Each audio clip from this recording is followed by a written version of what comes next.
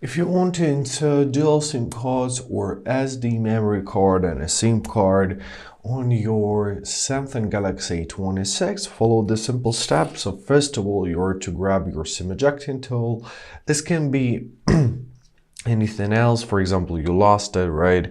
You can use some needle, you can use a straightened paper clip, basically any object which is thin enough to fit into our SIM tray. It's located on the left side of our phone.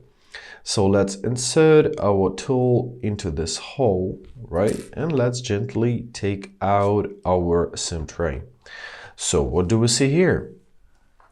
Here we can find our place for SIM card and our place for SIM card number 2 or SD card. So grab the desired combination. I will be using one SIM card and one SD card, right? And gently insert them. Make sure that they're sitting snugly and tightly, so they won't fall out as soon as you will put them in. So right, this one sits good, the contacts are facing top, this is important.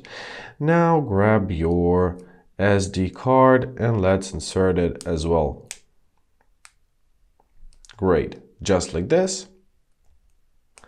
Let me readjust it. Easy as that.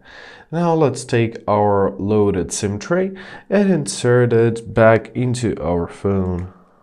Easy as that, gently push it, make sure that everything sits tightly, and let's wait until our phone will recognize our SIM card. Well, it's already did, we have the signal, and here we have our SD card inserted. So everything's good, everything is working, and basically that's what we wanted to have. Keeping in mind that if you want to use 2 SIM cards, the SD card option won't be available and vice versa. So if you're using SD card, the second SIM card won't be available.